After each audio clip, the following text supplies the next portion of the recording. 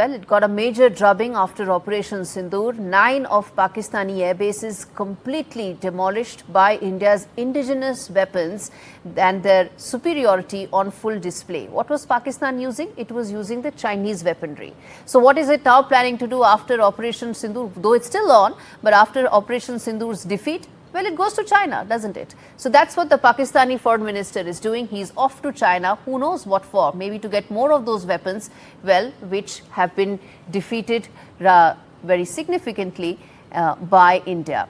But what could be the larger implications of this, given the fact that it opens, of course, another possibility that we've been in India have been saying for a while in terms of the collusion between Pakistan and China. More importantly, the messaging that Pakistan is trying to send by going for its first foreign visit to China and, of course, looking at a tripartite meeting, trilateral meeting between between Pakistan, Afghanistan and China. Ramifications of that, the impact of that is something that we will decode. But first up, I want to get in my colleague Shivaru to understand from him the optics that are at play here and what is it that we should now be watching out for. Shiv.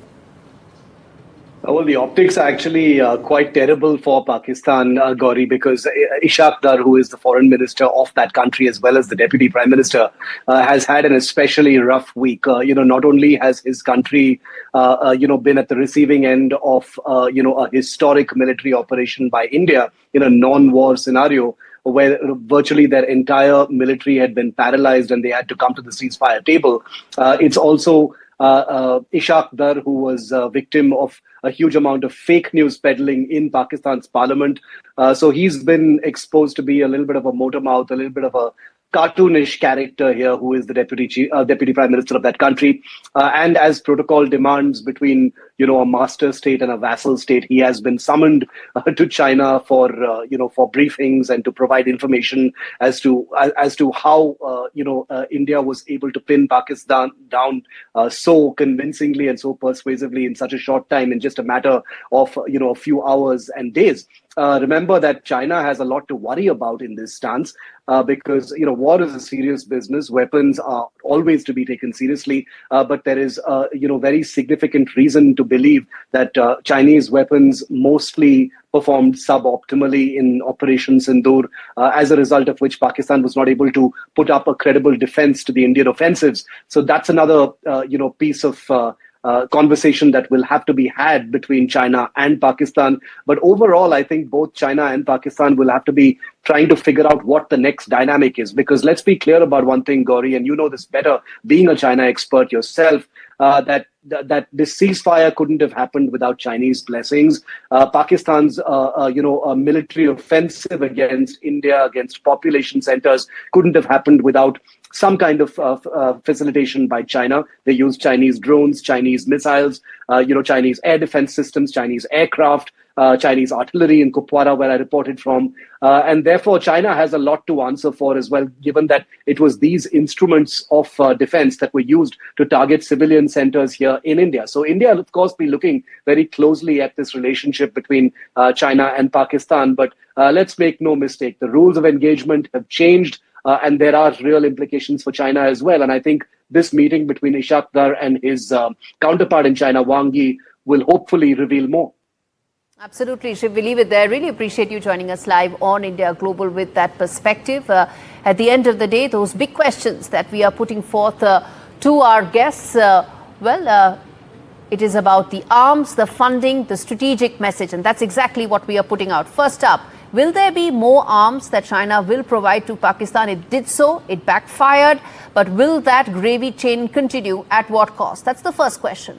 Next up, we are asking, what about the funding? Again, China has been bankrolling a large part of the Pakistani economy. It's a separate discussion as to who is really siphoning off, whether it's going to the generals or the economy. But the fact is, will that gravy chain also continue, or could that see a change? Next, the messaging in terms of saying that China is the first visit of the Deputy Prime Minister after Operation Sindoor that India conducted. What is the messaging there? particularly for New Delhi? And last up, the question that we are putting forth, the collusion, the China-Pakistan collusion from a military side, from a economic side, and of course from a strategic point of view. Veena Sikri, former ambassador, and Brahma Chellaney, strategic affairs expert, joins me live on these aspects of a story that we need to keep a very close watch on. And Mr. Chellaney, let me start with you. The fact is, the optics are on full display. And also, of course, Pakistan would like to take back home something after that drubbing it received from India. But what, according to you, could be the most important takeaway that New Delhi should be keeping a very close watch on as this meeting unfolds? The Sino-Pakistan strategic nexus is a long-standing nexus that imposes high costs on India, because there's no other country in the world that is wedged between two nuclear-armed revisionist states. Both China and Pakistan are revisionist states in relation to India. Each lays claim to sizable swaths of Indian territory, and both work together in seeking to contain and tie down India. So for China in particular, Pakistan is a very cost-effective way to contain India. And that's the reason why over the years, China has even transferred nuclear weapon designs and complete missile systems to Pakistan. In fact, after the Pahalgam massacre, China rushed new weapon systems to Pakistan, including air-to-air missile systems that Pakistan used when India launched Operation Sindoor. So in a way, Pakistan was indirectly involved in Pakistan's military campaign against India.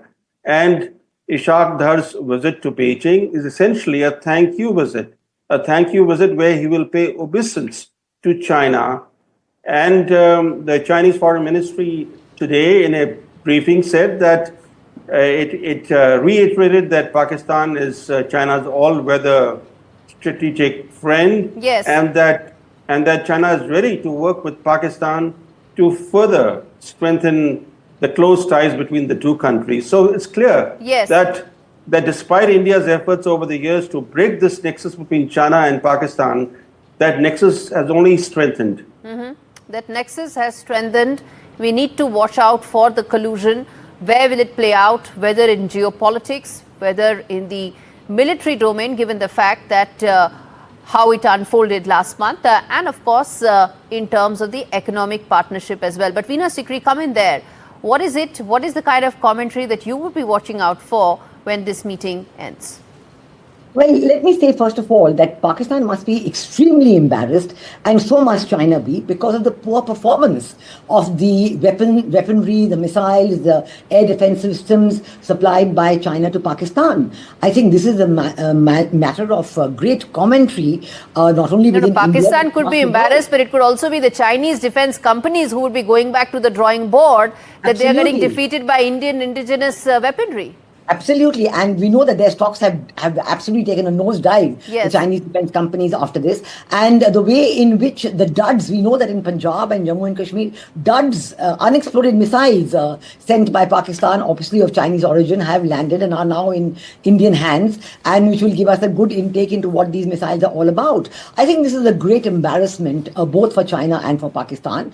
And India's superior performance, India's superiority in overcoming all these, support that China is giving to Pakistan, and establishing our own superiority with the Akash Theed, with the BrahMos missiles, with the S-400s. I think this has been a great victory for India, and this is something that will definitely be on discussion, number one. Number two, I think Pakistan has been greatly embarrassed by the support that Afghanistan has extended to India at the time of the Pahalgam, immediately after the Pahalgam attack on innocent tourists.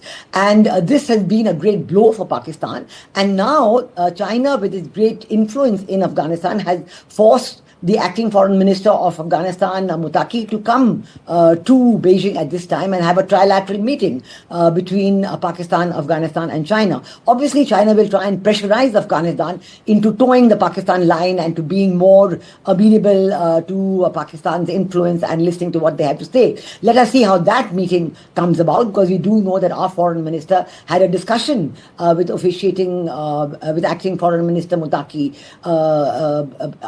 at this time in recent days. So I think these are two very, very important points that we will be watching. I think the global embarrassment that China has suffered because of the poor performance of weaponry, the great misinformation that Pakistan tried to launch. Its defense minister was caught saying that. But make no mistake that whatever Pakistan did during Operation Sindoor that India launched was in complete connivance with China, or at least they kept China completely in the loop all throughout. So this could also be exchanging notes, deciding their next course of action, and of course also the whole Pakistani propaganda that Islamabad launched, how it got busted and what their next steps should be. Brahma Chellaney. You're absolutely right, Gaurie. The Pakistanis dependent on Chinese critical technologies, including satellite reconnaissance, to target Indian sites. That was the extent of the Sino-Pakistan nexus when India launched Operation Sindoor. In any war or any armed conflict, whether it's even a limited operation, when weapons are used, the supplier nation learns from the use of these weapons.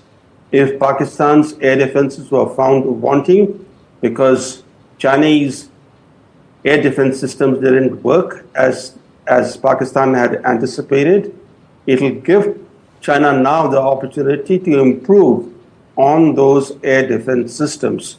So China will certainly learn whatever it wishes to learn from the performance of Chinese weapon systems during India's Operation Sindoor. The important point, as you underscore, is that this collusion between China and Pakistan, that collusion is now pretty strong and poses a potent threat to India. Unfortunately, we are still struggling as to how we can deal with this nexus. We have tried to befriend China now and then, failed. Again, we have sought to rebuild ties with China. But the fact is that China and Pakistan, as China says, are ironclad brothers. Breaking that nexus will be almost impossible for India. So India will have to deal with this reality. It will have to factor in this collusion in its defense planning and strategic thinking.